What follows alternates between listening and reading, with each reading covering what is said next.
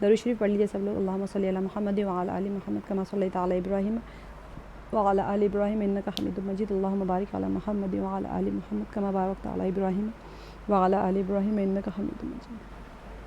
تو آج ہمارا 5واں دن ہے، سبق 5 ہے. سب سے پہلے ہم اسلام میں نماز کی اہمیت میں جتنے ہم احادیث مبارکہ کو پڑھ رہے ہیں اس میں سے آج کا دیکھ لیتے ہیں.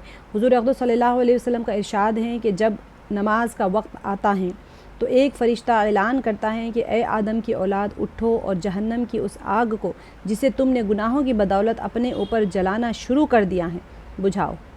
ٹھیک ہے. عن ابن مسعود، میں آپ لوگوں کے سامنے عربی عبارت نہیں پڑھ کے صرف اردو پڑھ رہی ہوں، لیکن پھر بھی برکت کے طور پہ میں پڑھ دیتی ہوں. عن ابن مسعود رضی اللہ عنہ عن رسول اللہ صلی اللہ علیہ وسلم انہ قال یبعث مناد عند حضرت کل صلاۃ فیقول یا بنی آدم، ہے بنی آدم کے یعنی آدم علیہ السلام کے اولاد، قوموا فاطفئوا ما اوقدتم علی انفسکم فیقومون ویتطہرون ویصلون الظہر. اب صبح سے لے کے دوپہر تک کے اس کے اوپر کیا ہو رہا ہے کہ اپنے گناہوں کی بدولت اپنے اوپر وہ آگ جلا رہا ہے، اس کا جس کا خمیازہ اسے خود بھگتنا ہے. تو پھر وہ کیا فرما رہے ہیں کہ فرشتہ اعلان کرتے ہیں اٹھو اور جہنم کی اس آگ کو جسے تم نے گناہوں کی بدولت اپنے اوپر جلانا شروع کر دیا ہے بجھاؤ. تو کیا ہوتا ہے، دیندار لوگ اٹھتے ہیں، فیقومون اٹھتے ہیں، فیتطہرون تو وضو کرتے ہیں، وہ لوگ اچھی طریقے سے وضو کرتے ہیں اور کیا کرتے ہیں، ظہر کی نماز پڑھتے ہیں. ویصلون الظہر فیغفر لہم ما بینہما، تو اللہ تعالیٰ کیا کرتے ہیں جس کی وجہ سے ان کے گناہوں کی صبح سے ظہر تک کی ما بینہما، انہیں دو نماز صبح فجر کی پڑھ لی تھی، ظہر تک کے درمیان میں جو بھی گناہ کیے تھے ما بینہما، ان دونوں نمازوں کے درمیان میں اللہ تعالیٰ کیا کرتے ہیں گناہوں کی مغفرت فرما دیتے ہیں. ظہر کی نماز پڑھتے ہیں جس کی وجہ سے ان کے گناہوں کی صبح سے ظہر تک کی مغفرت کر دی جاتی ہے. فَإِذَا حَضَرَتِ الْعَصْرُ فَمِثْلُ ذَلِكَ، اسی طرح سے پھر عصر کی نماز کے وقت بھی یہی ہوتا ہے. پھر فَإِذَا حَضَرَتِ الْمَغْرِبُ فَمِثْلُ ذَلِكَ، ایسے ہی مغرب اور عصر کے درمیان میں جو گناہ کرتا ہے. پھر آگے وَيَنَامُونَ، اب یہاں پر مغرب ہو گئی، عشاء ہو گئی، اس کے بعد میں کیا ہوتا ہے دیکھیں کہ اب مغرب کے وقت میں پھر عشاء کے وقت میں غرض ہر نماز کے وقت میں یہی صورت ہوتی ہے. عشاء کے بعد کیا ہوتا ہے، لوگ سونے میں مشغول ہو جاتے ہیں. اس کے بعد اندھیری میں بعض لوگ برائیوں یعنی زناکاری، بدکاری، چوری وغیرہ کی طرف چلے جاتے ہیں اور بعض لوگ بھلائیوں یعنی نماز، وظیفہ، ذکر وغیرہ کی طرف چلنے لگتے ہیں. تو جو رات کی اندھیری ہوتی ہے یہ دونوں کو چھپائے ہوئے ہیں، نیکوکاروں کو بھی اور گناہگاروں کو. اگر نیکی میں مشغول ہو گیا بندہ تو رات کو کارآمد کر دیا، گناہوں میں مشغول ہونے سے بہتر ہے کہ وہ سو جائے. گناہوں کی طرف اگر انسان کا دل مائل ہو رہا ہے تو بہتر ہے کہ سو جائے، کچھ کمایا نہ کھویا، آرام سے سو گیا. لیکن اگر نیکیوں میں گیا تو چلو نیکی میں بہت کچھ کما لیا، لیکن گناہ کی طرف گیا تو خواہ کہ وہ اپنے آپ کو اپنا وقت کو ضائع کر رہا ہے. تو کیا فرمایا گیا ہے کہ جہنم کی آگ کیسے انسان اپنے اوپر جلاتا ہے، اس کی گناہوں کی وجہ سے. تو جب نماز پڑھتا ہے انسان تو پھر کیا ہوتا ہے، ظہر کی نماز پڑھتا ہے تو جس کی وجہ سے فجر اور ظہر کے درمیان میں جو گناہ کیے، ہم سوچتے ہیں کہ جو گناہ ہم سے کچھ نہیں ہوا، اللہ کی عبادت، اللہ کا ذکر نہ کرنا بھی تو گناہ ہے. آپ نے کسی کو تکلیف نہیں دی، حقوق العباد میں آپ نے کچھ نہیں کیا، چپ چاپ بیٹھے ہوئے آپ، لیکن اللہ کا ذکر نہ کرنا بھی تو گناہ ہے. اگر کوئی بندہ اللہ کا ذکر کر رہا ہے تو اللہ کے ذکر کا جو حق ہے وہ ادا نہیں ہوا، وہ بھی تو گناہ ہے. قرآن پڑھ رہا ہے لیکن عمل نہیں کر رہا ہے تو وہ بھی تو گناہ ہے. قرآن کا حق جو ہے ادا کرنا وہ بھی تو نہیں ہو پایا. ہم سوچتے، ہم گناہوں کو کیٹیگرائز کر کے بیٹھے ہوئے ہیں کہ ہم نے کیا گناہ کیا. عموماً لوگ یہی سوچتے ہیں کہ میں تو چپ چاپ بیٹھی تھی فجر سے لے کے ظہر تک، تو میں کیا گناہ کری. تو پھر یہ حدیث مبارکہ کیسے گناہ کہا جا رہا ہے اس کے اندر. تو اسی وجہ سے انسان، نبی پاک صلی اللہ علیہ وسلم جب استغفار کرتے تھے، نبی پاک صلی اللہ علیہ وسلم کے اوپر تو پھر نماز ہی نہیں ہونی چاہیے تھی نا، معاف ہونی چاہیے تھی نماز، کیونکہ آپ صلی اللہ علیہ وسلم تو معصوم عن الخطا ہے، تو وہ تو گناہ کرتے ہی نہیں ہے. تو پھر ان کے لیے کیوں نماز. تو صرف یہاں پر ایک حدیث مبارکہ میں یہاں پر گناہ کے بارے میں بتایا گیا ہے، لیکن فضیلتیں بھی بہت زیادہ ہے، درجے بھی بلند ہوتے ہیں، اللہ کی رضا کا ذریعہ ہے. ہم بار بار اس کی فضیلتیں ہی پڑھتے آ رہے ہیں. تو صالحین کا طریقہ ہے، اللہ کا قرب حاصل کرنے کا راستہ ہے. جہنم کی آگ بجھاتے اللہ کی رحمتیں اس کے اوپر نازل ہوتی ہے. تو یہ تمام چیزیں صرف اور صرف نماز کے ذریعے ہو سکتی ہیں.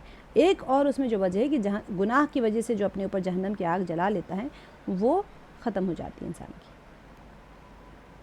اب میں نے آپ کو سنت 5 نمازوں کی رکعتوں کی تعداد کے بارے میں ہم نے آلریڈی ڈسکس کر لیا. میں بار بار اس کو آپ کے سامنے ریوائز کرتے جا رہی ہوں کہ اس کے اندر سنت موقدہ اور نفل نمازوں کا شمار بھی آپ لوگوں کو یاد ہو جائے اچھے طریقے سے. فجر کی نماز میں 4 رکعتیں ہیں, سنت موقدہ 2 ہے, اور فرض رکعت, فرض یہ بیچ کا لائن ہے فرض کی ہے, یہ نماز سے پہلے کے سنت موقدہ اور غیر موقدہ ہے, نماز کے بعد کی سنت موقدہ اور غیر موقدہ ہے. پھر یہ نفل ہے جو کہ واجب بیچ میں آیا ہے, واجب کے اوپر کے بھی ہے, واجب کے بعد میں بھی ہے. تو اصل چیز ہر نماز میں واجب نہیں ہے, صرف عشاء میں واجب الوتر ہے. اس کے علاوہ تمام نمازوں میں پھر آپ لوگوں کو نفل نمازوں کا اہتمام کرنا ہے کہ نفل نمازوں کے بھی آپ نے فضیلت دیکھی ہے اور سنت موقدہ کے بھی آپ نے دیکھی ہے. میں آج آپ کو دوبارہ سے ساری ریوائز کرواؤں گی تاکہ آپ لوگ سنتے سنتے یاد ہو جائے آپ لوگوں کو. اب دیکھ لیں, فجر کی نماز میں 2 رکعت سنت موقدہ فرض سے پہلے ہے, اور ظہر کی نماز میں 4 رکعت فرض سے پہلے 4 رکعت جو نماز ہوتی ہیں سنت, وہ سنت موقدہ ہے, اور نماز کے بعد میں 2 رکعت سنت موقدہ ہے.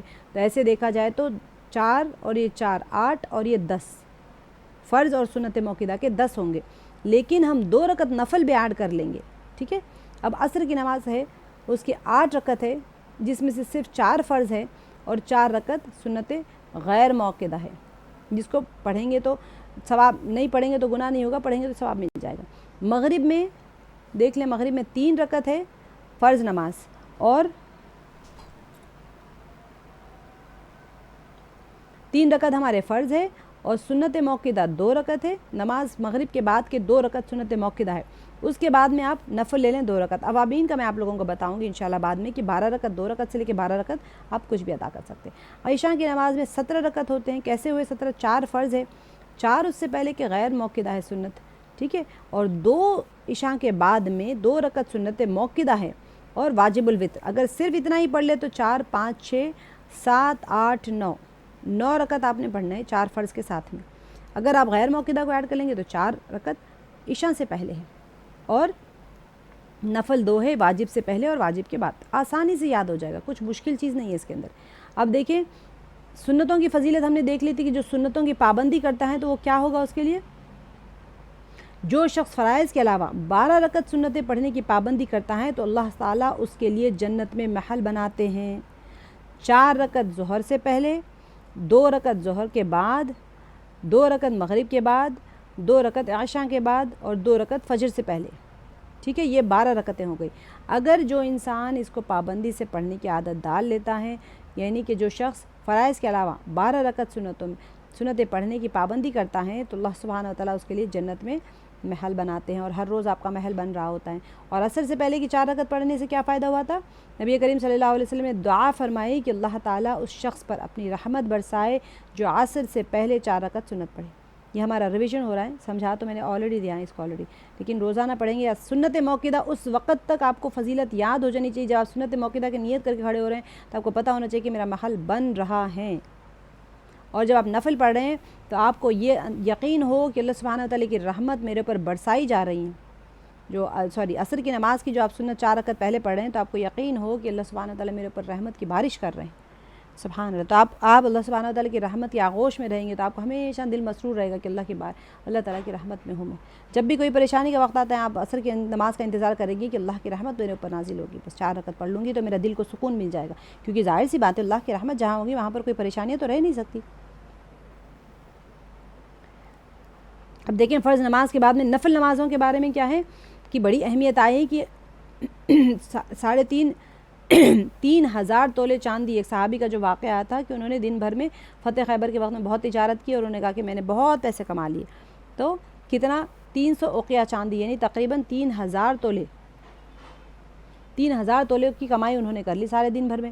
تو نبی پاک صلی اللہ علیہ وسلم نے کیا فرمایا تھا, بہترین شخص بتلاؤں؟ تو انہوں نے پوچھا کہ کون ہے, اس سے بھی بہترین شخص کوئی ہو سکتا ہے جو اتنا پیسے کما لیے؟ تو آپ صلی اللہ علیہ وسلم نے فرمایا کہ فرض نماز کے بعد 2 رکعت نفل پڑھنے والا شخص وہ بہترین شخص ہے جس نے تم سے زیادہ اس نے کمائی کر لی. آپ سوچیں نفل نماز کا یہ حال ہے تو سنت کا کیا ہوگا, تو فرض کا کیا درجہ ہوگا پھر. تو جب نفل پڑھیں تو یہ سوچیں کہ میں اتنی تجارت کر کے جو کما سکتا ہوں, نبی پاک صلی اللہ علیہ وسلم نے فرمایا کہ میں اس سے بھی زیادہ فائدے والا ہوں. جب عصر کی سنت پڑھیں تو سوچیں کہ اللہ کی رحمت میرے اوپر بارش کر رہی ہیں. جب سنت موقدہ ادا کر رہے ہیں تو آپ سوچیں کہ میرا محل بننا شروع ہو گیا ہے. 12 رکعت سنت موقدہ آپ کا محل بن چکا ہے. یہ 3 چیزوں کو ازبر آپ سب کو یاد ہو جانے چاہیے. اب نماز اشراق کی ہم نے فضیلت پڑھ لی تھی. کیا پڑھی تھی؟ نماز اشراق کا میں نے آپ لوگوں کو بتایا کہ طلوع آفتاب کے 20 منٹ بعد سے نماز کا وقت شروع ہو جاتا ہے. دو دن کا چوتھائی حصہ گزرنے تک رہتا ہے. دن کو طلوع آفتاب سے لے کے غروب آفتاب کو 3-4 حصوں میں ڈیوائڈ کر لیں اور چوتھائی حصہ جہاں ختم ہوتا ہے وہاں تک کا آپ کا اشراق کا وقت ہوتا ہے. شروع کب ہوا؟ نماز سے 20 منٹ بعد شروع ہوا اور اشراق کا وقت وہاں چوتھائی حصے کے ختم ہونے تک باقی رہتا ہے. ٹھیک ہے. اب فضیلت کیا ہے اس کی؟ اب ہم نے دیکھ لیا تھا کہ اگر کسی نے نماز میں ذکر میں بیٹھا ہوا ہے بندہ، فجر ابھی سب کے ہالیڈیز ہے، بچوں کی چھٹیاں، آپ آرام سے بیٹھ سکتے ہیں نماز میں، تو پھر کیا تھا کہ نماز فجر کی نماز پڑھنے کے بعد میں کوئی بندہ اللہ کے ذکر میں بیٹھا ہوا ہے اور پھر اشراق پڑھ کے اٹھائیں وہاں سے، تو اس کو کیا ملا؟ نبی کریم صلی اللہ علیہ وسلم سے ارشاد فرمایا کامل حج اور عمرے کا ثواب، کامل حج اور عمرے کا ثواب، کامل حج اور عمرے کا ثواب 3 بار فرمایا. ٹھیک ہے. 2 رکعت نفل پڑھنا ہے صرف بس، تو اسے حج اور عمرے کا ثواب ملے گا. اور راوی نے بیان کیا کہ کامل حج بہت اعلیٰ درجے کا ہوتا ہے. ہمیں پتہ ہی کوئی نہیں کہ کامل حج ہو بھی رہا ہے. لوگ عمرہ جانے کتنا تڑپتے ہیں یہاں سے، میں خود بھی تڑپتی ہوں، لیکن آپ کو آسانی کے ساتھ میں فجر کی نماز ہے، وہاں بیٹھے رہیں، مصلی کے اوپر بیٹھے رہیں، ذکر کر لیں، 20 منٹ 15 منٹ آدھا گھنٹہ 1 پارہ ہو جائے گا آپ کا، تسبیحات پڑھ لیں جو بھی پڑھنا ہے، اس کے بعد اشراق پڑھ کے اٹھیں. سبحان اللہ. کامل حج اور عمرے کا ثواب، اور 3 بار آپ صلی اللہ علیہ وسلم نے فرمایا. اچھا، حدیث قدسی کیا ہے؟ کسی نے پوچھا تھا نا کہ اگر ہم اٹھ جائیں کام کاج کے لیے تو پھر ٹھیک ہے، صلاۃ الظہر کی طرح اس میں شمار ہو جائے گا کہ کبھی بھی آپ پڑھ لیں، ضروری نہیں کہ 20 منٹ کے فوراً بعد پڑھیں. آپ 1/4 دن کے 1/4 حصے کے ختم ہونے سے پہلے پڑھ لیں تو کیا ہو جائے گا؟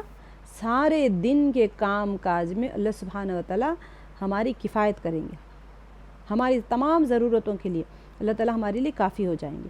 تو یہ اشراق کی نماز کا فضیلت ہے. اور چاشت کی نماز کی، چاشت کا افضل وقت کیا ہے؟ دن کا چوتھائی حصہ گزرنے کے بعد سے شروع ہوتا ہے اور زوال تک رہتا ہے. آپ کا اشراق کا وقت ختم ہوا، چاشت کا وقت شروع ہو گیا. اکثر ٹائمنگز میں کنفیوژن ہوتا ہے، میں اسی لیے بار بار ریپیٹ کر رہی ہوں. کیوں ریپیٹ کر رہی ہوں؟ میرا آپ سوچیں کل بھی وہی سنا، آج بھی وہی سنا، پرسوں بھی وہی سنا، اس سے کچھ نہیں ہوتا. ہماری زندگی میں عمل آنا ہے.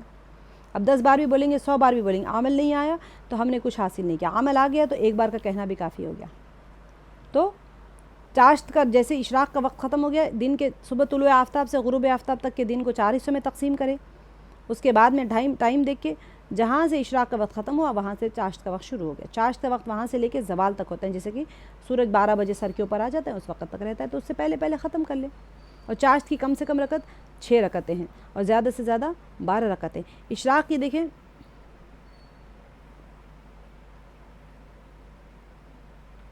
اشراق کا وقت وہاں پر 2 یا 4 رکعت نفل کی نیت پڑھنا اشراق کا ہے، 2 یا 4 رکعت. اور چاشت کے لیے کتنا ہے؟ چاشت کے لیے کم سے کم آپ 2 رکعت پڑھ سکتے ہیں اور زیادہ سے زیادہ 12 رکعتیں پڑھ سکتے ہیں، جیسے اوابین کی ہوتی ہیں. 2 رکعت پڑھ لیں یا زیادہ سے زیادہ 12 رکعتیں پڑھ لیں. تو اب کیا اس کی فضیلت کیا ہے؟ چاشت کی نماز کی تو بہت زیادہ فضیلت ہے، بہت زیادہ فضیلت ہے. چاشت کی نماز کو تو مضبوطی سے رزق کی برکت کے لیے بہت زیادہ فضیلت ہے. یہاں پر تو اختصار کے طور پہ 3 فضیلتیں لی گئی ہیں. جو شخص چاشت کی 2 رکعت نماز پڑھنے کا اہتمام کرتا ہے اس کے سارے گناہ معاف کر دیے جاتے ہیں، اگرچہ وہ سمندر کے جھاگ کے برابر ہو. کسی دن بوجھ لگتا ہے، طبیعت خراب محسوس ہوتی ہے نا، کبھی کبھی انسان کو لگتا ہے تو ہمارے گناہوں کی وجہ سے ہماری طبیعتیں بگڑتی ہیں. چاشت کی 2 رکعت پڑھ لیں، اہتمام کریں، روزانہ پڑھیں، لیکن نیت اہم فضیلتیں یاد رکھتے ہوئے پڑھیں. اب ہم نے 360 جوڑ کا بھی پڑھ لیا تھا کہ انسان کے جسم کے 360 جوڑ ہوتے ہیں، اس کا صدقہ دینا چاہیے. تو کون دے سکتا ہے 360 جوڑوں کا صدقہ؟ تو پھر راستے سے تکلیف دہ چیز ہٹا دیں، ساری صدقات ہوتی ہیں. تو اب کیا فرمایا؟ 2 رکعت نماز پڑھنا ان سب صدقات کے بدلے تمہارے لیے کافی ہو جائے گی. جو چاشت کی 2 رکعت نماز پڑھ لے اس کے لیے کیا ہے؟ سب سے پہلے تو اس کے تمام گناہ معاف ہو جاتے ہیں، اور پھر تمام جوڑ جسم کے جتنے جوڑ ہیں ان سب کا صدقہ ادا ہو جاتا ہے. 360 جوڑوں کا صدقہ ادا ہو جاتا ہے. 2 رکعت نماز پڑھنا ہے چاشت کی. سبحان اللہ. تو یہاں پر اور ایک تھا کہ وہ جو شخص چاشت کی 2 رکعت نماز پڑھتا ہے وہ اللہ کی عبادت سے غافل رہنے والوں میں شمار نہیں ہوتا، اور جو 4 رکعت پڑھتا ہے وہ فرما برداروں میں لکھا جاتا ہے، اور جو 6 رکعت پڑھتا ہے اس دن کے کاموں میں مدد کی جاتی ہیں، اور جو 8 رکعت پڑھتا ہے اللہ تعالیٰ اسے عبادت گزاروں میں لکھ دیتے ہیں، اور جو 12 رکعت پڑھتا ہے اللہ تعالیٰ اس کے لیے جنت محل بنا دیتے ہیں. دن رات اللہ تعالیٰ اپنے بندوں پر سب سے بڑا احسان یہ ہوتا ہے کہ اسے اپنے ذکر کی توفیق عطا فرما دیتے ہیں. تو یہ فضیلت کو آپ نے یاد کر لینی ہے انشاءاللہ باذن اللہ. اللہ سبحانہ و تعالی ہم سب کو عمل کی توفیق عطا فرمائے. تعوذ اور نماز کے کلمات ہم نے دیکھ لیے تھے کہ تعوذ کہ ہماری کیا کیفیت ہونی چاہیے کہ شیطان سے پناہ مانگتے ہوئے کہ اللہ تعالیٰ کی خاص عبادت جو نماز ہے اس کے اندر خلل ڈالنے کے لیے شیطان آتا ہے، تو اس سے پناہ مانگ رہے، اور ہر کام شروع کرنے سے پہلے کیونکہ نماز سب سے بڑا کام ہے، اللہ سبحانہ و تعالیٰ سے ہم اللہ تعالیٰ کو فرما رہے کہ اللہ ہمارے تمام جو کام ہے اس میں آپ برکت عطا فرمائیے اور اپنی مرضی کے مطابق ہمیں کرنے کی توفیق عطا فرمائیے۔ سورہ فاتحہ کا بھی ہم نے کیفیت یہی کی تھی کہ خشوع و خضوع کے ساتھ میں پڑھیں، اللہ سبحانہ و تعالیٰ سے مکالمات کر رہے یہ سوچ کے پڑھیں، اور یہ سوچ لیں کہ میں اس کے بعد میں جو سورہ پڑھوں گی اس کے اندر میں جو ہدایت کا سوال مانگ رہی ہوں، تو سوال کر رہی ہوں، تو اللہ سبحانہ و تعالیٰ اس کا جواب دے رہے ہیں مجھے اسی سورے کے اندر۔ سورہ فاتحہ کے ہر تسبیح کی کیفیت بتائی گئی ہیں، تو ہم نے اس کو آپ لوگوں نے امید ہے کہ آپ لوگوں نے سورہ فاتحہ کو لفظی ترجمے کے ساتھ میں بامحاورہ ترجمے کے ساتھ میں یاد کیا ہوا ہے، اور جب آپ نماز پڑھ رہے ہیں تو اس کے اندر سورہ فاتحہ کو پڑھ رہے ہیں ترجمہ یاد کرتے ہوئے۔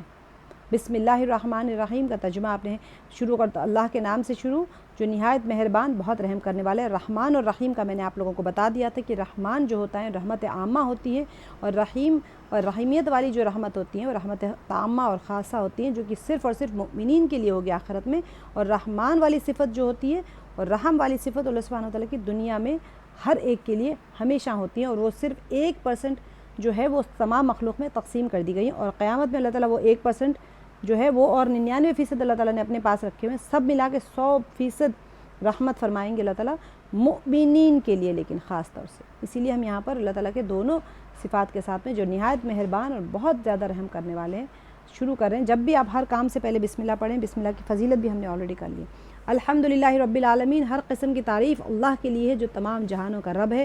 رب کا ہم نے کافی ڈیٹیل میں کر لیا تھا، عالمین کا بھی ہم نے کر لیا تھا، الحمد بھی ہم نے کر لیا تھا کہ جس میں شکر بھی ہے اور تعریف بھی ہے۔ اللہ تعالیٰ کی تعریف الحمدللہ رب العالمین بہترین دعا ہے، جیسے کہ سب سے بہتر ذکر لا الہ الا اللہ ہے، سب سے بہتر دعا الحمدللہ ہے۔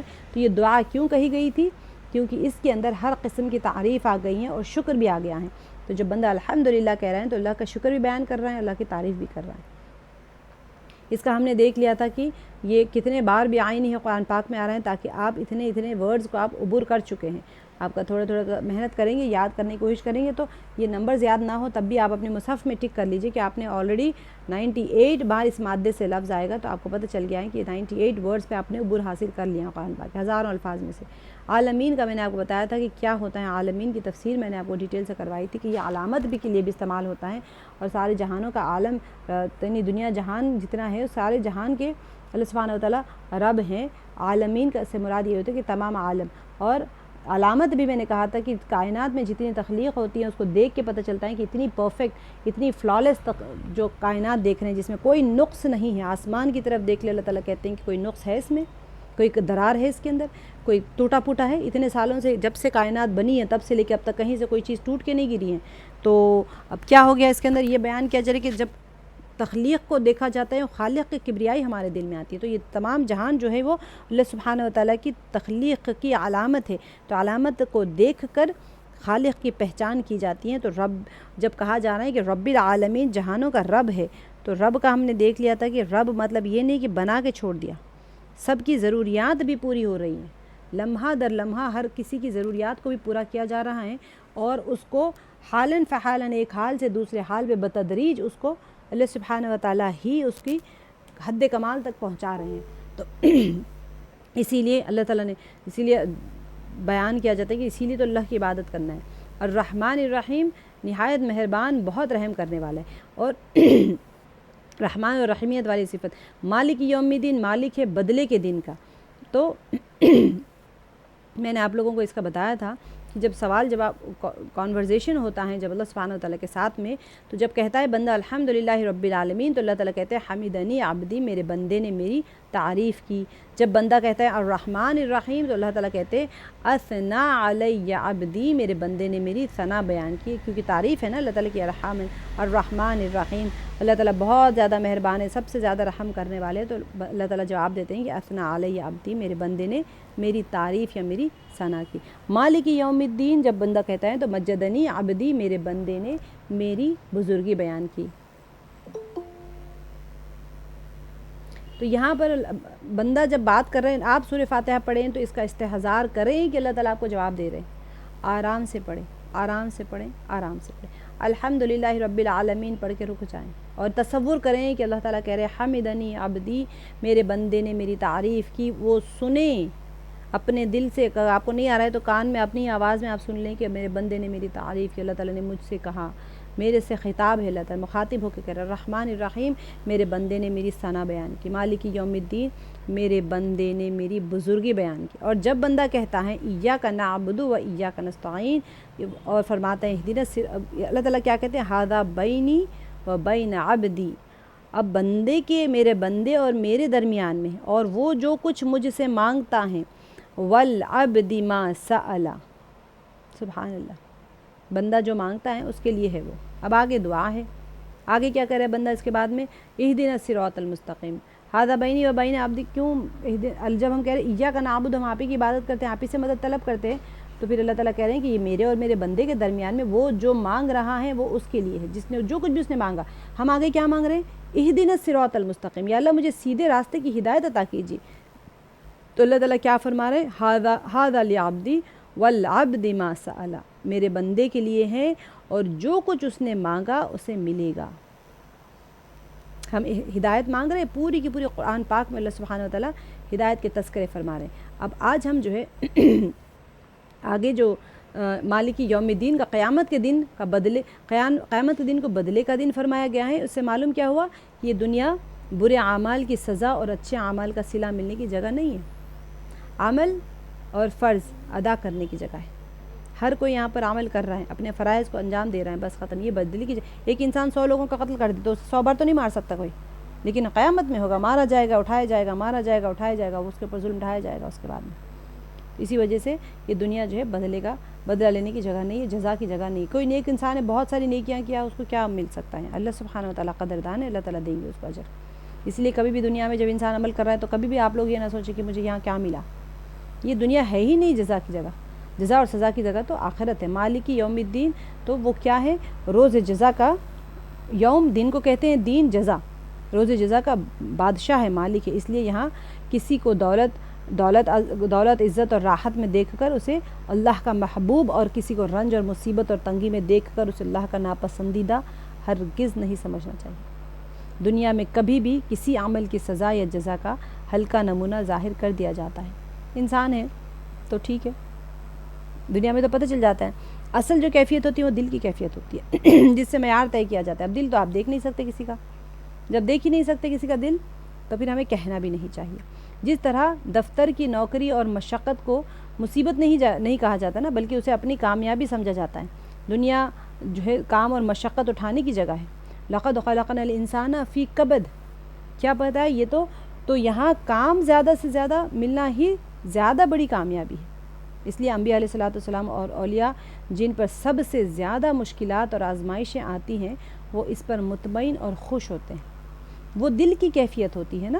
تو یہ انسان جب کہے مالک یوم الدین تو اس کے دل میں یہ ہو، یقین ہو کہ یہ اللہ سبحانہ و تعالیٰ بدلے کے دن کا مالک ہے، مجھے دیں گے اللہ تعالیٰ بدلہ، دنیا میں تھوڑی کچھ ملنے والا ہے۔ تو دنیا میں بھی ہر چیز کی حقیقی اور مکمل ملکیت اللہ ہی کی ہے، لیکن دنیا میں انسان کو کچھ ظاہری، عارضی اور ناقص ملکیت آزمائش کے لیے دی جاتی ہیں۔ آپ کو مثال کے طور پہ آپ کو اقتدار دے دیا گیا، آپ کے گھر کے آپ مالکین ہیں ماشاءاللہ، تو آپ کو فیصلے کرنے کا اختیار ہے، آپ جو چاہے پکا سکتے ہیں، جب چاہے سو سکتے ہیں، جب چاہے اٹھ سکتے ہیں، جیسے چاہے گھر کو ڈیکوریٹ کر سکتے ہیں۔ تو یہ کیا ہوا، آپ کو ایک ٹیمپرری اور ایک کمزور سی آپ کو بادشاہت دی گئی ہے۔ کیوں دی گئی ہے؟ آزمائش کے لیے۔ آپ چاہے تو اپنے گھر کو پورے بازار کا سامان لا کے رکھ لیں یا سادگی پہ رکھ لیں، یہ آپ کے اختیار میں، آپ کو اللہ تعالیٰ نے اختیار دیا ہے، مالک بنایا ہے گھر کا۔ چاہے تو ساری وارڈروب بھر لیں فیشن ڈیزائنرز کے کپڑوں سے، یا پھر سادگی سے 2 جوڑے رکھ کے چلا لیں۔ دنیا میں ہمیشہ رہنا نہیں ہے، یہ سوچ کے اپنی زندگی کو سادگی پہ لے آئیں۔ اور شریعت میں اس ملکیت کا بڑا احترام ہے، جو دنیا میں ملکیت دی جاتی ہے اس کا احترام ہے۔ ایک دن آئے گا جب کوئی کسی چیز کا ظاہری مالک بھی نہ رہے گا، اس لیے دنیا کی جو ملکیت ہے اس پر مست اور مغرور ہونے کے بجائے آزمائش میں پورا اترنے کے لیے چوکنا ہو کر انسان کو کوشش کرنا چاہیے۔ اصل چیز یہی ہے، ملکیت جب دی جاتی ہے نا تو اس کا احترام بھی کیا جاتا ہے۔ اب آپ کے پاس ایک بڑا بنگلہ ہے، گاڑی ہے، بہت سارا سونا ہے، بہت آپ معزز ہو گئے نا، آپ کو احترام بھی دیا جا رہا ہے، لیکن کیا ہوگا، ایک دن یہ ساری چیزیں چھن جائے گی۔ کب؟ دنیا میں رہے چاہے آخرت میں تو کچھ نہیں ہوگا، بادشاہ بھی وہاں ایسے ہی صف میں کھڑا ہوگا، باندی بھی وہیں ویسے ہی کھڑی ہوگی، غلام بھی ویسے ہی کھڑا ہوگا۔ تو اس وقت میں دنیا کی ملکیت پر جو مغرور رہتا ہے وہاں اس کی پکڑ ہو جائے گی، تو دنیا کی زندگی میں ہم جو ملکیت اللہ تعالیٰ نے دیا ہے اس کے اوپر ہم بجائے مغرور ہونے کے آزمائش میں پورا اترنے کے لیے ہمیں چوکنا رہنا چاہیے کہ پتہ نہیں ہماری کب پکڑ آ جائے بھئی ہم کیسے یہاں پر دنیا میں ایسے اللہ کو بھول کے رہ سکتے ہیں۔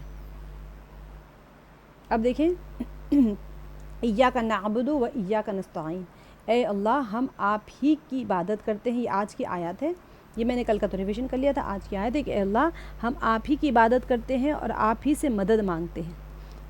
تو اہدنا الصراط المستقیم، اب پیچھے یہاں سے کیا ہوا، کانورزیشن چینج ہو گیا۔ تو اللہ سبحانہ وتعالیٰ اب یہاں سے کانورزیشن، پہلے کی 3 آیتیں اللہ کی تعریف میں تھی، یہ بندے اور میرے درمیان میں ہے، جو بندہ مانگ رہے ہیں اس کے لیے وہی ہے۔ آگے کیا فرما رہے ہیں، آگے ہم اللہ سے طلب کر رہے ہیں اہدنا الصراط المستقیم سے لے کے پوری اینڈ تک۔ تو کیا فرما اللہ تعالیٰ کیا جواب دے رہے ہیں اس بندے کا کہ جب یہاں سے اہدنا الصراط سے مانگا تو میرے بندے کے لیے، یعنی کہ ھذا لعبدی والعبد ما سأل، میرے بندے کے لیے ہے اور جو کچھ اس نے مانگا اسے ملے گا۔ جب بندہ بات چیت کر رہا ہے، جب اینڈ پہ آ گیا تو اللہ تعالیٰ کہہ رہے ہیں یہ میرے اور یہ جو کچھ بھی وہ مانگ رہے ہیں میرے بندے کے لیے، اور جو کچھ اس نے مانگا اسے ملے گا۔ تو ہم نے ہدایت مانگی، اور کیا ہم مانگ رہے ہیں اللہ سبحانہ وتعالیٰ سے، اہدنا الصراط المستقیم، ہمیں سیدھے راستے کی ہدایت عطا فرمائیے، اور ہم مانگ رہے ہیں کہ صراط الذین انعمت علیہم، ان لوگوں کے راستے کی جن پر آپ نے انعام کیا، غیر المغضوبی، نہ کہ ان لوگوں کے راستے کی جن پر غضب نازل ہوا، ولا الضالین، اور نہ ان کے راستے کی جو بھٹکے ہوئے ہیں۔ اصل اہم چیز یہی ہے، ایاک نعبد، صرف آپ ہی کی، نعبد ہم عبادت کرتے ہیں۔ دیکھیں یہاں پر تیری لکھا ہوا ہے، جو کتاب میں تھا میں وہی اس کو یہاں پر لا رہی ہوں، لیکن ہم جب ادباً ہمارا آپ ہی کی کہنا چاہیے، ایاکا صرف آپ ہی کی، نعبد ہم عبادت کرتے ہیں اللہ سبحانہ وتعالیٰ کی، اور ایاکا صرف آپ سے ہی، نستعین ہم مدد مانگتے ہیں۔ ہم آپ ہی کی عبادت کرتے ہیں اور آپ ہی سے مدد مانگتے ہیں۔ عبادت جس کی جاتی ہے اسی سے مدد مانگنی چاہیے، اور عبادت کیوں کر رہے ہیں، کیونکہ وہ رب ہے۔ پیچھے بتا دیا اللہ تعالیٰ کی تعریف میں ساری چیزیں آ گئی کہ وہ رب ہے، رحمان ہے، رحیم ہے، روز جزا کا مالک ہے۔ تو ہم کہہ رہے ہیں کہ اللہ جو آپ میں رب ہے، آپ تو خالق کائنات ہے، رب ہے، ہماری ضروریات کو پوری کر رہے ہیں، ہمیں پیدا کر کے ایسے نہیں چھوڑ دیا آپ نے، ہماری ہر ضرورت کو آپ پوری کر رہے ہیں۔ تو جب انسان کی ضرورت جو پوری کرتا ہے پھر اسی کی عبادت کرنی چاہیے، اور جب جس کی عبادت کی جاتی ہے، عبادت کیوں کرتے ہیں، ہم مان لیتے ہیں کہ اب اس سے بڑے کوئی ہے نہیں ہے، تو پھر مدد بھی اسی سے مانگنی چاہیے۔ اب نعبد اور نستعین کا گرامیٹیکل پوائنٹ دیکھ لیں کہ عبادت کرتے ہیں کسی کے سامنے ذلت اور انکساری ظاہر کرنا۔ عبد یعبد جب آتے ہیں عین با دال، میں آپ لوگ کو تھوڑا روٹ ورڈز کو بعد میں لے کے جاؤں گی، ابھی صرف اتنا ہی سمجھے، زیادہ لوڈ ہو جائے گا ورنہ۔ عبادت کرتے ہیں اس کا لفظی معنی ہے کہ یہ باب نصرہ سے مصدر العبادہ سے عبادت کرنا، بعین ہی قرآن میں 3 مرتبہ آیا ہے، اور مادے سے 275 کلمات آئے ہیں۔ یہ جو کیلکولیشن ہوتا ہے نا وہ مختلف ویب سائٹس پہ مختلف کتابوں میں الگ الگ آتا ہے، تو ایک ہم ایسا ایک اندازے کے طور پہ جہاں الگ الگ جگہوں سے جہاں سے ہمیں بہتر لگتا ہے اٹھاتے، ڈفرینس آ سکتا ہے، ایسا آپ نہ سوچیں کہ یہاں پر باجی نے 275 کہا ہے تو وہاں 280 تھا، وہاں 250 تھا، تو الگ الگ کتابوں کے حساب سے الگ الگ مادے آ سکتے ہیں۔ آج کل تو بہت زیادہ ایڈوانس ٹیکنالوجی ہو گئی ہے۔ تو نستعین جو ہے مدد مانگتے ہیں، کسی کی مدد اور پشت پناہی کرنا، ٹھیک ہے، نستعین یعنی مدد مانگتے ہیں۔ اب باب استفعال سے جمع متکلم مصدر استعانت مدد مانگنا ہے۔ اب بعینہ قرآن میں 1 دفعہ آیا ہے اور مادے سے 11 کلمات آئے ہیں۔ اس کا بار بار آتا ہے قرآن پاک میں آپ لوگوں کو بتاؤں گی جہاں جہاں پر آتا ہے۔ استعانت کوئی چیز کو طلب کرنا، مدد طلب کرنا، کوئی چیز باب استفعال ہوتا ہے۔ تھوڑا تھوڑا سنتے رہیں گے تو آپ لوگ کو بھی آنا شروع ہو جائے گا گرامر۔ ایسے کوئی مشکل چیز نہیں ہوتی ہے، کوئی راکٹ سائنس نہیں ہوتی ہے، اللہ سبحانہ تعالیٰ نے قرآن پاک کو آسان کر دیا سب کے لیے۔ تھوڑی تھوڑی سیکھنے لگیں گے تو انشاءاللہ آتی چلی جائے گی۔ اب دیکھیں تفسیری نکات میں ایاکا ابتدائی 3 آیات میں ایک غائب ہستی کی طرح اللہ تعالیٰ کا ذکر ہے، اور یہاں پر مخاطب کرنے والے الفاظ میں ذکر کیا جا رہا ہے۔ وہاں پر ایاکا آپ ہی کی، اب پیچھے کیا تھا، الحمدللہ رب العالمین، اب تعریف ہو رہی ہے غائب ہستی کے بارے، الرحمن الرحیم، وہ بڑے مہربان ہے، نہایت رحم والے۔ مخاطب کا صیغہ نہیں آیا تھا وہاں پر، ٹھیک ہے۔ اب یہاں پر مخاطب کیا جا رہا ہے، کیسے مخاطب کیا، ہم آپ ہی کی عبادت کرتے ہیں اور آپ ہی سے مدد مانگتے، تو اللہ تعالیٰ کا دھیان ایسا بن گیا کہ وہ سامنے اب انسان جب ہوتا ہے 3 آیات میں اللہ کی تعریف کرنے کے بعد میں، حمد و ثنا بیان کرنے کے بعد میں، انسان کو لگا کہ اب میرا اللہ میری بات، اب اس کا کنسنٹریشن اور بڑھ گیا. اب وہاں پر کہہ رہے کہ اللہ تعالیٰ کا دھیان ایسا بن گیا کہ وہ سامنے ہے. اس آیت میں بندہ عہد کرتا ہے کہ میں آپ کی مانوں گا. اصل اہم چیز یہ ہے، بندہ اللہ سے وعدہ کر رہا ہے کہ میں آپ کی مانوں گا اور اپنی ضروریات آپ سے مانگوں گا. ماننا بھی ہے، مانگنا بھی ہے. جس کی مانتا ہے اسی سے مانگتا ہے، جس کی مانے گا اسی سے مانگے گا. اپنی نفس کی مانیں گے تو اپنی نفس سے ہی مانگیں گے، اللہ کی مانیں گے تو اللہ سے ہی مانگیں گے. من چاہی زندگی تو نہیں گزارنا ہے نا، یہاں پہ تو رب چاہی زندگی گزارنا ہے. تو ماننا بھی اللہ کو ہی ہے، مانگنا بھی اللہ سے ہے. تو اللہ تعالیٰ فرماتے ہیں کہ یہ میرے اور میرے بندے کے درمیان طے ہے، اور بندہ جو مانگے گا وہ اسے ملے گا. ایاک نعبد، جو ہم کہہ رہے ہیں ایاک، مخاطب ہو گئے ہم اللہ سے، کہ ہمیں لگ رہا ہے اب ہم ہمارا وہ بن گیا ہے کہ اب میرا اللہ میری طرف مخاطب ہے. پہلے سے وہ تھوڑا سا آنے میں ٹائم، جب تعریف کرتا ہے تو پھر بندہ مست ہو جاتا ہے اللہ کی یاد میں کہ بس یا اللہ آپ ہے اور آپ میری سن رہے ہیں. اور اس وقت وہ کہتا ہے کہ اللہ میں آپ ہی کی عبادت کرتا ہوں، آپ ہی سے مدد طلب کرتا ہوں. تو جب اللہ تعالیٰ کہتے ہیں کہ یہ میرے اور میرے بندے کے کیونکہ یقین بن چکا ہے، یقین کامل کے ساتھ میں جب اللہ کے سامنے بندہ جھکتا ہے تو اللہ تعالیٰ کی پھر کبریائی ساری جوش میں آ جاتی ہے کہ یہ میرے اور میرے بندے کے درمیان طے ہیں، اور بندہ جو مانگے گا وہ اسے ملے گا. جب اللہ ہی ضروریات پوری کرنے والے رب اور بے انتہا راحتوں سے نوازنے والے رحمان اور رحیم ہیں، اور پھر ایک دن ان کے دربار ہی میں لوٹ کر جانا ہے، تو اے اللہ میں آپ ہی کی بندگی کروں گا. یہی انسانی فطرت اور عقل کا تقاضا ہے. اور انسان دیکھیں حاجت روا کون ہوتا ہے؟ ہم کتنے پریشان پھرتے رہتے ہیں، میری حاجتیں کون پوری کرے گا، میری حاجتیں. اسی لیے صلاۃ الحاجت پڑھی جاتی ہے، اللہ سے مانگا جاتا ہے یا اللہ آپ ہی تو میری حاجت پوری کرنے والے ہیں، آپ ہی میری ضرورت پوری کر دے. تو آپ ہی ہیں، تو مدد مانگنے کے لیے اللہ تعالیٰ سے ہی مانگیں گے نا. بندہ کس سے مانگے گا مدد؟ آپ ہی سے میں مدد مانگوں گا. میں آپ لوگوں کو اس کے علاوہ کچھ بھی نہیں ایکسٹرا چیزیں نہیں بتا رہی ہوں، کیونکہ آپ لوگوں کو آگے جا کے پڑھانا ہے. انشاءاللہ نیت کریں کہ میں کسی کو پڑھاؤں گی. میں آپ اکیلے یہ نیت کر لیں کہ میں ہر 4 کی نماز کو درست کرنے کی کوشش کروں گی. اللہ سے مانگیں کہ اللہ مجھے ذریعہ بنا دے، سبب بنا دے کہ میں 4 کی نماز صحیح کر دوں. انشاءاللہ اللہ تعالیٰ آپ کی دعا آپ کے حق میں قبول کریں گے. اس میں کوئی مشکل گرامر نہیں، کچھ بھی نہیں. آپ نے نوٹس دیکھنا ہے، نوٹس میں سے سمجھانا ہے. میں سارا کچھ آپ کو کھول کے وضاحت سے سمجھا رہی ہوں. زیادہ کوئی کمپلیکیٹڈ چیز میں آپ کو بتا نہیں رہی ہوں کہ آپ آگے جا کے آپ کو کوئی مشکل نہ ہو جائے. بس اس میں سے اسی کی اکتفا کریں. بہت بہترین انداز میں مفتیان کرام نے، استاد جی نے بنائی ہے نوٹ، بہت اچھے انداز میں. آپ اسی کو اکتفا کر کے اگر آگے محنت کریں گے، لوگوں تک آپ کسی اور کی نماز کو صحیح کر دیں گے انشاءاللہ. عبادت میں اللہ کے ساتھ شریک نہ کرنے کا مطلب کیا ہے؟ عبادت میں انسان کو اللہ کے ساتھ میں کسی کو بھی شریک نہیں کیا. اس کا مطلب یہ ہے کہ کسی کی محبت، خوف اور کسی پر بھروسہ اللہ کے برابر نہ رکھیں. اتنی محبت نہ رکھیں کہ نماز کا وقت چلا گیا اور آپ نماز ہی چھوڑ دیے. نہ کسی سے اتنا ڈریں کہ وہ اس کے ڈر کی وجہ سے آپ نماز چھوڑ بیٹھے. آفیسز کو جا رہے ہیں، ڈیوٹیز پہ جا رہے ہیں، پتہ نہیں باس کیا کر دے گا، نماز چھوڑ دی. یا پھر اتنا کسی کا خوف ہے کہ اللہ سے مانگنے کے بجائے اس سے مانگ لیا. کسی سے اتنی محبت ہے کہ اللہ کے سامنے جھکنے کے بجائے کسی مخلوق سے مانگنے شروع ہو گئے. کسی پہ بھی بھروسہ نہیں کرنا چاہیے سوائے اللہ کے. نہ کسی کی اطاعت کرنی چاہیے، نہ کسی کی خدمت کو اللہ کی عبادت کے برابر سمجھیں. اطاعت میں ایسے کسی کی جا رہے ہیں، اطاعت کر رہے ہیں کہ بس اس کو فکر ہی کوئی نہیں کہ اللہ ناراض ہو رہا ہے مجھ سے. نہیں فلاں کی اطاعت کرنا میرے پر فرض ہے، اس کی نہیں مانیں گے تو کیسے؟ وہ ناراض ہو جائے گا تو میری دنیا خراب ہو جائے گی.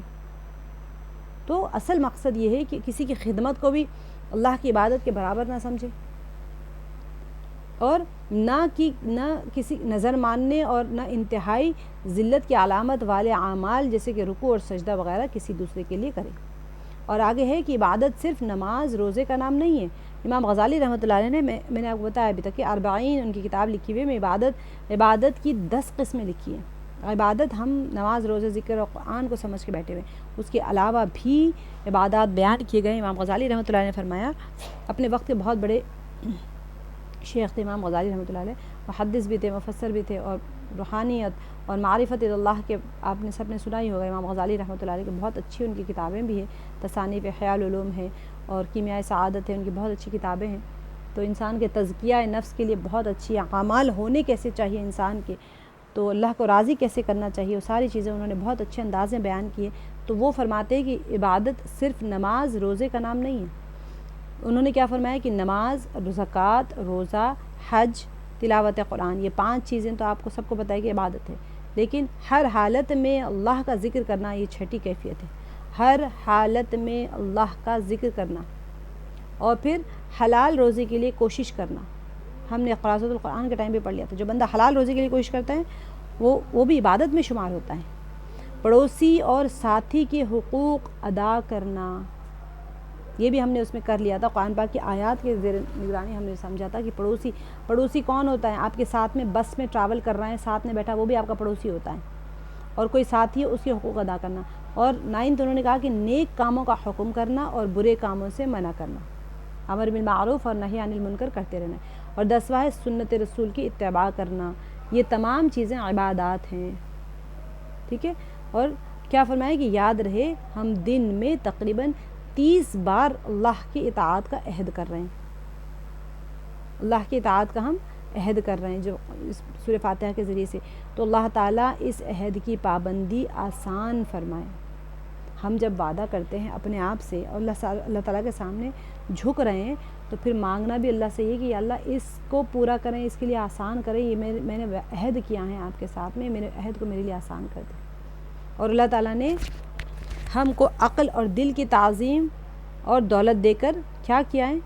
صرف اس لیے پیدا فرمایا ہے کہ ہم پوری دلی محبت اور عظمت اور پوری سمجھداری اور عقلی اطمینان کے ساتھ میں اللہ سبحانہ وتعالیٰ کی فرمانبرداری کریں۔ انسان نے وما خلقت الجن والانس الا لیعبدون، ہمیں کیوں پیدا کیا؟ اللہ تعالیٰ نے ہمیں کیوں پیدا کیا؟ اطاعت کے لیے پیدا کیا۔ عبادت سے مراد اطاعت ہے۔ وقت کی جو آپ کے پاس جو وقت کے حالات ہوتے ہیں نا، وقت اور حالات کے مطابق جو احوال ہو اس کے اوپر اللہ کے فیصلے پہ راضی ہو جانا، یہ اطاعت۔ روزے رکھ رہے تھے، حیض آ گیا، حج کے لیے گئے، حیض آ گیا، اب یہ رونا نہیں ہے کہ ارے مجھے کیوں آ گیا، میرا تو روزہ خراب ہو گیا، پتہ نہیں میرے تو نماز خراب ہو گئی، میں تو اتنا اچھا پڑھ رہی تھی۔ نہیں، اطاعت یہ ہے کہ آپ اللہ کا فیصلہ ہے، آپ اس پہ راضی رہیں، بس یہ اطاعت، اور یہی مطلوب ہے اصل میں۔ اہدنا الصراط المستقیم، ہمیں ہدایت دے سیدھے راستے کی۔ اہدنا ہمیں ہدایت دیجیے۔ ابھی جو میں نے کلر کوڈڈ رکھا ہے نا، یہاں پر آپ کو صرف اندازہ ہو جائے گا، نا یعنی ہمیں، اہدنا ہدایت دیجیے، کس چیز کی؟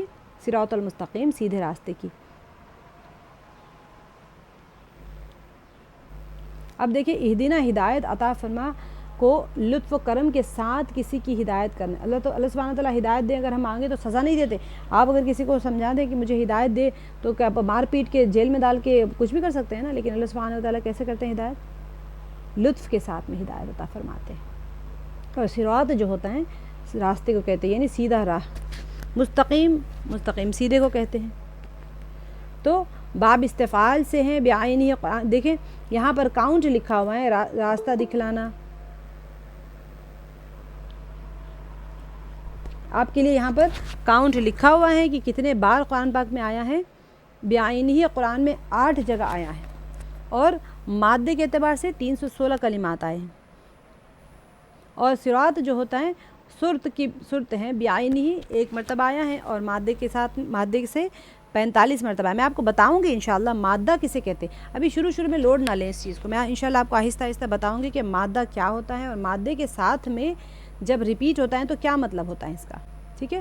مستقیم جو ہوتا ہے سیدھے، صراط راستے کو کہتے ہیں، اور استقامت ہم کہتے ہیں نا تو سیدھی کوئی چیز کو کہتے ہیں۔ تو یہ باب استفعال سے ہے یہ بھی، اور بعینہ 3 جگہوں پر آیا ہے۔ بعینہ یعنی ایز اٹ از، مستقیم ورڈ ایز اٹ از، تو 3 بار آیا ہے، اور آپ کو 660 بار آیا ہے، الگ الگ باب سے الگ الگ انداز میں، کبھی کہیں فعل آیا ہے، کبھی اسم آیا ہے، کبھی الگ الگ جگہوں پر آیا ہے، تو پھر وہاں پر آپ کو اندازہ ہوگا کہ 660 دفعہ آیا ہے قرآن پاک میں، سبحان اللہ۔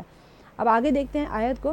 صراط الذین انعمت علیہم، راستہ ان لوگوں کا جو آپ نے انعام کیا، علیہم ان پر، کس کا راستہ اہدنا الصراط المستقیم ہم نے کہہ دیا، ابھی تو ہم کہہ رہے ہیں کہ اللہ تعالیٰ ہمیں سکھا رہے ہیں، ہم نہیں مانگ رہے، اللہ تعالیٰ ہمیں سکھا رہے ہیں کہ ان لوگوں کا راستہ انعمت علیہم، تو نے انعام کیا ان پر، غیر المغضوب، نہ غضب کیا گیا، علیہم ان پر، ولا الضالین، اور نہ وہ سب گمراہ ہوئے۔ راستہ مانگ لیا، کس کا راستہ؟ ہم کس کے راستے مانگتے ہیں؟ ہم کہتے ہیں فلاں کے راستے پہ چل پڑو، فلاں کے راستے میں نام کہے کہ ہمیں نہیں پتہ ان کے خامیاں کیا ہے. ہم کہتے ہیں نا بچے کو فلاں کے جیسے بن جاؤ، پھر آپ کو کیا پتہ ان کے دعائیں کر رہے ہیں اللہ میرے بچے کو فلاں کے جیسا بنا دے، ان کی طرح بنائیں. اللہ تعالیٰ کیا سکھا رہے ہیں ہمیں؟ اللہ تعالیٰ صلی صراط الذین انعمت علیہم، تو ہم دعا کریں کہ اللہ میرے بچوں کو ان لوگوں کی طرح بنا دے جس پر آپ نے انعام کیا، نہ کہ ان لوگوں کی طرح جس پہ آپ غضبناک ہوئے یا پھر گمراہ، وہ لوگ گمراہ ہو گئے تھے. تو اہم چیز ہم کسی کو مشابہت دے کے ان کی طرح بننے کے لیے، کیا پتہ ان کے اندر بہت ساری باطنی خامیاں ہوں گی جو ہم مانگ مانگ کے اپنے بچوں کے اندر وہ خامیاں بھر چکے ہوں. تو اسی وجہ سے احتیاط ہونا چاہیے. دعا سکھائی گئی ہیں صراط الذین انعمت علیہم غیر المغضوب علیہم، نہ ان کے اوپر غضب کیا گیا ان پر اور نہ وہ سب گمراہ ہوئے ولا الضالین. تو اس کا دیکھ لیں، انعمت انعام کیا جس پر فضل و کرم کرتا رہا، یعنی اللہ سبحانہ تعالیٰ جس کے اوپر انعام کرتے ہیں فضل و کرم کرتے رہتے ہیں ہمیشہ، ان کے راستے پہ چلائیے. اور یہ بعینی ہے، قرآن پاک میں 2 جگہ استعمال ہوئے ہیں اور مادے سے 140 کلمات استعمال ہوئے ہیں. اور مغضوب جن پر غضب نازل ہوا، انتقام کے لیے دل میں خون کا جوش مارنا. مغضوب جو ہوتا ہے نا، کسی کے اوپر غضب نازل ہوا ہے، تو یہاں پر یہ بھی بعینی 1 بار آیا ہے اور مادے سے 24 بار استعمال ہوا ہے. اب دیکھیں صراط الذین، انعام پانے والوں کی وضاحت ایک آیت میں اس طرح آئی ہے، ٹھیک ہے، کہ وہ لوگ جن پر اللہ تعالیٰ کا انعام ہوا، یعنی انبیاء ہے، صدیقین ہے، شہداء ہے، صالحین ہیں، اللہ والے لوگ جو ہوتے ہیں. تو اللہ کے مقبول بندوں میں سے سب سے اعلیٰ انبیاء کے بعد کون ہے؟ انبیاء کے بعد جو سب سے اعلیٰ درجہ ہوتا ہے نا وہ صدیقین کا ہوتا ہے، جن کو عرف میں اولیاء کہا جاتا ہے. بعد میں صدیقین جس کو ہم عام زبان میں اولیاء کہتے ہیں، جن میں باطنی کمالات ہوتے ہیں. پھر کون ہے؟ شہداء ہیں، ٹھیک ہے. اب اس کے بعد میں جنہوں نے دین کی محنت میں اپنی جان تک دے دی. شہید کون ہوتا ہے؟ دین کے لیے اپنی جان دے دیتا ہے. پھر کون ہوتے ہیں؟ انبیاء ہے، صدیقین ہے، شہداء ہے، اور پھر صلحاء ہے، صالحین ہیں، جو شریعت کے مکمل پابند ہوتے ہیں اور واجبات اور مستحبات پر بھی عمل کرتے ہیں، جن کو عرف میں کیا کہا جاتا ہے؟ دیندار لوگ کہے جاتے ہیں. ٹھیک ہے. اب یہ 4 طرح کے افراد جس راستے پر چلیں وہ سیدھا راستہ ہے. انہوں نے جو راستہ اختیار کر لیا تھا وہ سیدھا راستہ. اب ہم کس راستے کو مانگیں؟ ان لوگوں کا جس پر اللہ نے انعام کیا ہے، اور انعام کس پہ کیا ہے؟ انبیاء پر اور صدیقین پر، شہداء پر اور صالحین کے اوپر. یہ سیدھے راستے کی مثبت وضاحت ہے.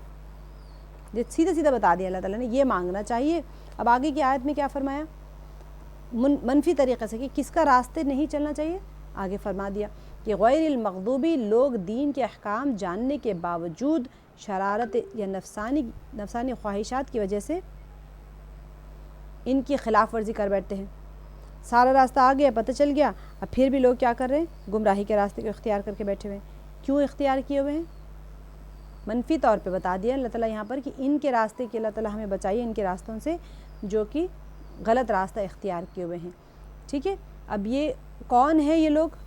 مغضوب کون ہے؟ ضالین گمراہ کون ہے؟ دونوں کو ہم دیکھ لیتے ہیں کہ یعنی احکام پر عمل کرنے میں کوتاہی، کمی یا کوئی تفرید، بالکل کمی کر دی ہے یا افراد کر دیا ہے، تفرید کر دیا ہے، جیسے کہ عام طور پر یہود کرتے تھے.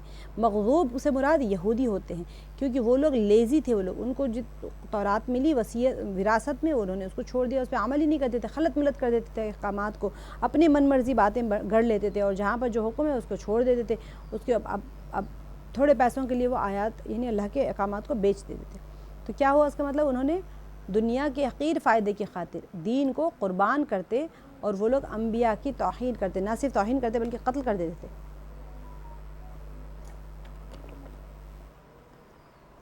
اچھا، دوسرا جو گروہ تھا غیر المغضوبی ولا الضالین، گمراہ کون تھے؟ ضالین، جو لوگ ناواقفی کی وجہ سے دین کے معاملے میں غلط راستے پر پڑ گئے، غلو کر گئے، افراد اتنی کر دی، وہ لوگ لیزی ہو گئے، تفرید کر دی، کمی کر دی. ان لوگوں نے یہ لوگ حد سے آگے بڑھ گئے. تو نہ تو گمراہ، نہ تو حد سے نیچے جانا ہے، نہ حد سے آگے جانا ہے. اللہ سبحانہ تعالیٰ نے بتا دیا سیدھے راستے پہ چلو، حق راستے پہ جو کہ استقامت والا راستہ ہوتا ہے.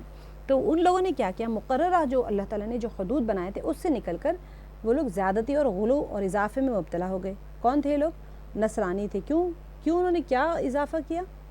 نبی کریم صلی اللہ علیہ وسلم کی تعظیم سے اتنے بڑھے کہ انہوں نے نبی کی تعظیم نہیں، عیسیٰ علیہ السلام کی تعظیم میں وہ لوگ اتنے بڑے کہ وہ لوگ ایک طرف تو یہود کا ظلم کہ انبیاء کی بات نہ مانتے تھے اور ان کو قتل کر دیتے تھے، اور دوسری طرف کون تھے یہ لوگ، اتنی زیادتی تھی ان کی کہ یہ لوگ اللہ خدا ہی بنا لیا ان لوگوں نے۔ مطلب یہ ہے کہ ہم ایسا سیدھا راستہ چاہتے ہیں جس میں نہ کمی ہو نہ زیادتی ہو، جو نفسانی خواہشات، شبہات اور بگڑے ہوئے عقائد سے پاک ہو۔ نہ آپ کوئی عقیدے میں اپنی خواہش کا ایڈ کریں، نہ اپنی کوئی مرضی خواہشات یعنی شبہات کو ایڈ کریں، اور نہ ہی وہ بگاڑ آ جائے عقیدے میں۔ تو ہم یہ دعا کرتے ہیں اللہ سبحانہ وتعالی ہم سب کے عقیدے کی محافظت فرمائے، اور پوری صورت کا خلاصہ اور مطلب کیا ہے، سیدھے راستے کی ہدایت مانگنا ہے۔ سیدھے راستے کی پہچان ہی سب سے بڑا علم اور بڑی کامیابی ہے۔ اللہ سبحانہ وتعالیٰ اگر ہمیں سیدھا راستہ دکھا دیں تو آپ بتائیں جنتی اور ناجی کون ہوں گے؟ ہم ہی ہوں گے۔ 72-73 جماعتوں میں سے ایک جماعت ناجی ہے، نجات پانے والی ہے۔ اللہ سبحانہ وتعالیٰ سے اگر ہم اخلاص کے ساتھ میں ہدایت مانگیں، ہم جب مانگ رہے ہیں تو ہم کیا مانگ رہے ہیں، ہمیں تو ہوش ہو کم سے کم۔ تو جب ہم مانگیں تو اخلاص کے ساتھ میں ہدایت مانگیں۔ ہر نماز میں جب ہدایت مانگیں گے تو اللہ سبحانہ وتعالیٰ فرما رہے ہیں نا، جو بندہ میرا سوال کر رہے ہیں وہ اس کے لیے ہے، میں اس کو وہی ملے گا جو وہ سوال کر رہے ہیں۔ ہم سوال ہی کوئی نہیں کر رہے، ہم تو پڑھ رہے ہیں نا صرف۔ تو اسی وجہ سے سمجھ کے، سوچ کے، یاد کر کے دعا کرنا ہے کہ مغضوب میں اللہ تعالیٰ یہودی اور نصرانی مراد تو ہے، لیکن یہاں پر اللہ تعالیٰ نے یہودی اور نصرانی نہیں کہا، افراط اور تفریط سے روکا ہے۔ نہ حد سے آگے بڑھ جاؤ نہ کمی کر دو، دونوں کے میانہ روی اختیار کر کے رکھو چال کو۔ پوری صورت اس کی خلاصہ ہے۔ تو اب یہاں کیا ہوا کہ سب سے بڑا علم اور سب سے بڑی کامیابی کیا ہے؟ سیدھے راستے کی پہچان ہے۔ اس میں غلطی سے دنیا کی قومیں تباہ ہوئی ہیں، ورنہ اللہ تعالیٰ کو راضی کرنے اور پانے کے لیے بہت سے کافروں میں بھی تو انہوں نے بھی تو مشقت کی ہے۔ راہب دیکھیں جو کرسچنز ہوتے ہیں، پوپ جو ہوتا ہیں، وہ لوگ اپنی ساری زندگی انہوں نے قربان کر دیا۔ ننز ہوتے ہیں، اللہ کی رضا کے لیے کتنی سارا کچھ کیا نا، لیکن کیا وہ اللہ کو راضی کر پائے؟ نہیں کر پائے۔ کیوں؟ کیونکہ وہ گمراہ تھے۔ بندہ محنت تو کرتا ہے لیکن راہ غلط ہو تو اسی وجہ سے بہت احتیاط سے اللہ سے مانگنا ہے کہ اللہ ہمیں ان لوگوں میں نہ شمار کیجئے گمراہوں میں، نہ افراط کر گئے نہ تفریط کر گئے، ہمیں معتدل استقامت والی چال کے اوپر رکھے۔ تو قابل غور کیا بات ہے یہ آیت میں کہ سیدھا راستہ معلوم کرنے کے لیے اللہ تعالیٰ نے کچھ انسانوں کا پتہ دیا ہے، کسی کتاب کے حوالے نہیں کر دیا ہمیں۔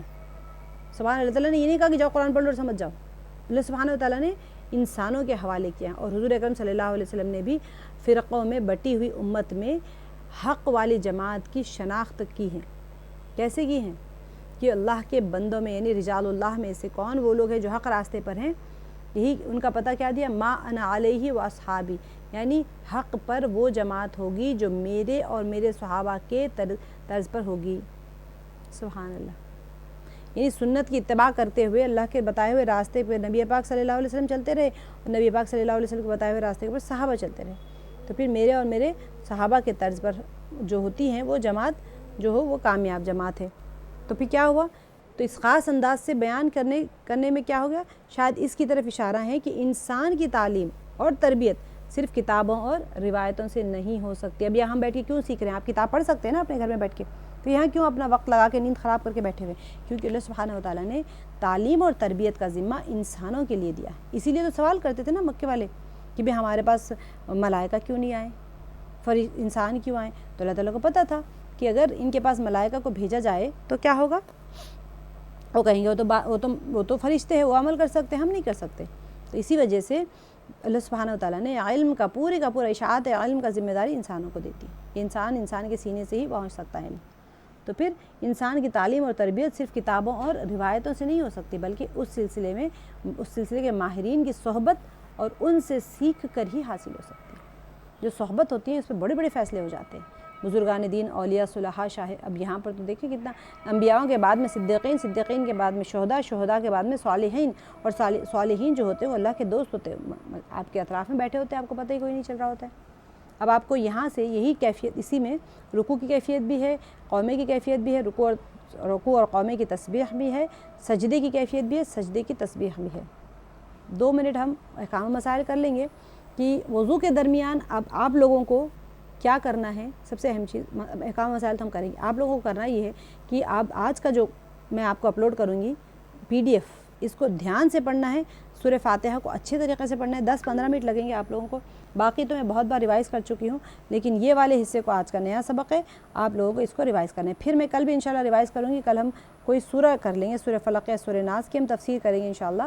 لیکن آپ لوگوں نے اس سلائیڈ کو آج کی اس کو ترجمے کے ساتھ میں سورہ فاتحہ کو یاد کرنا ہے بہت اچھے طریقے سے انشاءاللہ باذن اللہ. اب دیکھیں وضو کے درمیان اذان کا جواب دینا. آپ وضو کر رہے ہیں مثال کے طور پہ، اگر وضو کرتے ہوئے اذان شروع ہو جائے تو وضو کرتے ہوئے بھی اذان کا جواب دینا چاہیے. ٹھیک ہے. اچھا، وعظ اور تعلیم کے دوران اذان کا جواب دینا. اگر کوئی شخص وعظ اور تعلیم میں مشغول ہو اور اسی دوران اذان ہونے لگے تو وعظ تعلیم کا سلسلہ منقطع کر کے اس کا جواب دینا ضروری نہیں ہے. مثال کے طور پہ تعلیم چل رہی ہے تو اب ہم پڑھ رہے ہیں تفسیر اور اذان ہونے لگی تو اب میں روک دوں گی اور پھر کنٹینیو کرنے کے بجائے اب کنٹینیو کر سکتے ہیں. نماز کے علاوہ تمام مقاصد کے لیے اذان اور دوسرے کون سے بہت امپورٹنٹ ہے. دیکھیں آپ نماز کے علاوہ، ہم نماز کے لیے تو اذان دیتے ہی دیتے ہیں نا. اب ان کے علاوہ کون سے موقعوں پر اذان دینا چاہیے؟ بچے کے کان میں اذان دینا چاہیے جب بچہ پیدا ہوتا ہے.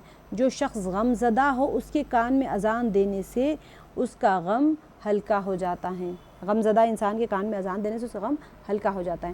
جس شخص کو بیماری کے دورے پڑتے ہوں اس کے لیے بھی اذان دینا مفید ہے. کسی وجہ سے اس کو دورے پڑے ہیں، کوئی بیماری میں مبتلا ہے، تو پھر اسے بھی اس کے لیے بھی اذان دینا مفید ہے. اور جس شخص پر غصہ غالب ہو جائے تو اذان دینا اس کے غصے کو ٹھنڈا کرنے میں معاون ہوتا ہے. گھر میں کوئی بچے بہت شریر ہوتے ہیں، بار بار جھگڑا کرتے رہتے، اذان دیں، اذان پڑھ دیں. اذان بڑا اس سے کرنے کی، اذان کے الفاظ کلمات اذان پڑھیں ضرور، تو بہت زیادہ فائدہ ہوتا ہے. جب دشمن کی فوج حملہ آور ہو اس وقت اذان دی جائے. دشمن آ رہے ہیں، آپ لوگوں کو پتہ ہے بارشیں تیز ہوتی ہیں، طوفان آنے لگا تو اذان دیتے ہی بارش رک رہی ہیں. سب نے دیکھا ہوگا اس چیز کو، کیونکہ اذان کی کلمات اللہ اکبر سے شروع ہوتے ہیں نا. ایسے ہی دشمن جب بھی آتا ہے، اس کا وار ہو رہا ہے، تب بھی کیا کرنا چاہیے؟ اس وقت اذان دی جائے. اور فسادات کے موقع پر اذان کا بھی یہی حکم ہے. فساد ہو رہے ہیں کہیں، آپ دیکھ رہے ہیں روڈ پہ تو 4 لوگ جھگڑا کر رہے ہیں، اب اذان کی کلمات پڑھیں. وہ عورتیں ہوں تو چپ چاپ آہستہ سے پڑھیں، کوئی مرد حضرات آتے تو تھوڑی زور سے پڑھ لیں. آگ پھیل جانے کے وقت بھی اذان دینے کا حکم ہے. آگ بجھانے کا مجرب عمل اللہ اکبر کا ورد کریں. اذان میں بھی کلمات وہی آتے ہیں. اگر کہیں آگ لگے اس کو بجھانا ہے تو پھر کیا کریں؟ اذان دیں. سرکش جنات کے شر سے بچنے کے لیے بھی اذان دینا ثابت ہے. اور اس بارے میں ایک صحیح حدیث موجود ہے، جو شخص جنگل میں راستہ بھٹک جائے وہ بھی اذان دے سکتا ہے. ٹھیک ہے. اچھا، اذان سے پہلے سنتیں پڑھنا. اگر کسی نماز کا وقت ہو چکا ہو، ٹھیک ہے، لیکن ابھی مسجد میں اذان نہیں ہوئی تو کیا کرے؟ تو اگر کوئی شخص اس نماز کی سنتیں پڑھنا چاہتا ہو تو اذان سے پہلے سنتیں پڑھنا درست ہے، لیکن بہتر یہی ہے کہ اذان کے بعد سنتیں پڑھی جائے. ٹھیک ہے. آپ دیکھ رہے ہیں نماز کا ٹائم ہو گیا، آپ جا کے سنتیں پڑھ کے انتظار کرنا چاہ رہے ہیں تو پڑھ تو سکتے ہیں، لیکن بہتر یہی ہے کہ اذان کے بعد سنتیں پڑھی جائے. اقامت سے کچھ پہلے مسجد میں پہنچا، کوئی بچہ ہو، کوئی کسی کا شوہر ہو، اگر کوئی شخص مسجد میں ایسے وقت میں پہنچا کہ جماعت کھڑی ہونے میں 1 یا 2 منٹ باقی ہیں، ٹھیک ہے، تو کیا کرے؟ ایسے شخص کو چاہیے کہ بیٹھ کر 1 منٹ کا ٹائم ہو تب بھی وہ بیٹھ کے انتظار کرے. کھڑے ہو کے نماز کا انتظار کرنا نہیں چاہیے، مکروہ ہوتا ہے. اچھا، ہماری جو ہے نا سیرت جو ہے، سیرت النبی، ہم کل پرسوں جو کیے تھے ہم لوگ نبی پاک صلی اللہ علیہ وسلم کا نسب نامہ کیے تھے. آج ہم دیکھیں گے کہ والدین اور پیدائش کا دیکھیں گے کہ جو مکے کا ملک تھا وہ اس میں بہت سے قبیلے تھے. قریش کا قبیلہ ان میں سب سے زیادہ عزت والا قبیلہ تھا، آپ کو پتہ ہے. پھر بھی آپ لوگ اب اس کو پڑھیں، یاد کریں، سمجھنے کی کوشش کریں. عرب میں بہت سارے قبیلے ہوتے تھے، کیونکہ عرب جو ہے تو وہ وہاں پر ٹیریٹریز ہوتے تھے، اس میں بہت زیادہ قبیلوں کا ان کے اندر رواج ہوتا تھا. تو اب وہاں پر قریش قبیلہ ان کا سب سے زیادہ عزت والا قبیلہ تھا. اسی قبیلے کے لوگ کعبے کی خدمت کرتے تھے. سارا عرب قریش کی عزت کرتا تھا. اب کیا ہوا؟ پیارے رسول صلی اللہ علیہ وسلم اسی قبیلے سے تھے، قریش کے قبیلے سے تھے. آپ صلی اللہ علیہ وسلم کے قبیلے میں بعض بہت مشہور آدمی گزرے ہیں. ان میں ایک قصی تھے. اب یہ جو تھے قصی اپنے قبیلے کے سردار تھے. حج کے موقع پر ہی کیا کرتے تھے, سارے جتنے لوگ حاجی آتے تھے نا ان کو اپنا مہمان بناتے تھے, 3 دن تک انہیں مفت کھانا کھلاتے تھے حج کے دوران میں. ابھی بھی رواج ہے وہاں پر عربس کے اندر, وہ لوگ ایسے حاجیوں کی خدمت کرتے ہیں نا, بہت خدمت کرتے ہیں وہ لوگ. اب قصی کی اولاد میں ہاشم بہت بہادر اور سخی تھے. ایک بار قحط پڑا تو ہاشم جو ہے نا انہوں نے اپنے پیسوں سے بہت زیادہ غلہ اور قحط کے جو مجبور لوگ تھے نا ان کے اندر تقسیم کر دیا. تھا حضرت اسماعیل علیہ السلام کا, وہ کھو گیا تھا ان کے پاس سے. کئی نعمت ان کو دی تھی مگر ایک عرصے سے وہ مٹی سے بھر کر زمین کے برابر ہو گیا تھا. مٹی بھر گئی تھی اس میں اور وہ زمین کے برابر ہو گیا. اب ان کو پہچان ہی نہیں ہو پا رہی تھی کہ یہ ہے کہاں پر, کسی کو بھی یہ خبر نہیں تھی. اب کیا ہوا, عبد المطلب نے کوشش کر کے پتہ لگایا, بڑی محنت سے اسے صاف کرایا. مکے والوں کو پانی کی آسانی ہو گئی. اس احسان کی وجہ سے مکے کے لوگ ان کی بڑی قدر کرتے تھے. عبد المطلب کے کئی بیٹے تھے, ان میں سب سے چھوٹے اور چہیتے عبداللہ تھے. یہی عبداللہ نبی پاک صلی اللہ علیہ وسلم کے والد ہیں, اور عبداللہ کی شادی بی بی آمنہ سے ہوئی. بی بی آمنہ پیارے رسول صلی اللہ علیہ وسلم کی امی جان تھی. ٹھیک ہے, اب آپ کو اندازہ ہو رہا ہے کس طرح سے سیکوینس چلا رہا ہے. تو حضرت عبداللہ پیارے رسول صلی اللہ علیہ وسلم کی پیدائش سے کچھ دن پہلے ہی انتقال فرما چکے تھے, اور دادا حضرت عبد المطلب جو تھے وہ زندہ تھے. انہوں نے نبی پاک صلی اللہ علیہ وسلم کی پیدائش کی خبر سنی تو بہت خوش ہوئے. کیا کیا انہوں نے, گھر آئے, پوتے کو گود میں لیا اور پیار کیا, کعبے میں لے گئے, وہاں دعا مانگی, محمد نام رکھا, 7ویں دن عقیقہ کیا. اب دیکھیں سب کی دعوت کی, لوگوں نے پوچھا بھئی یہ نام کیوں رکھ رہے ہو محمد, تو انہوں نے کہا کہ میں چاہتا ہوں کہ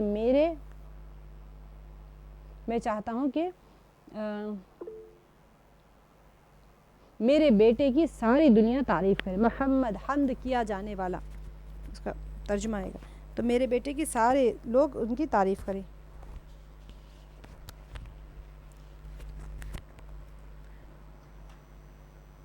اللہ نے ان کی آرزو پوری کی اور نبی پاک صلی اللہ علیہ وسلم پر درود السلام و نبی پاک صلی اللہ علیہ وسلم کے پر اللہم صلی علی محمد وعلی آل محمد کما صلیت علی ابراہیم وعلی آل ابراہیم انک حمید مجید. اللہم بارک علی محمد وعلی آل محمد کما بارکت علی ابراہیم وعلی آل ابراہیم انک حمید مجید. کہ رسول اللہ صلی اللہ علیہ وسلم پر درود السلام ہو, پیارے نبی صلی اللہ علیہ وسلم کے اوپر. اب دیکھیں یہ اس کو بھی آپ لوگ بہت دھیان سے پڑھیں, سمجھنے کی کوشش کریں. اور ہمارا آج کا سبق تھوڑا سا مشکل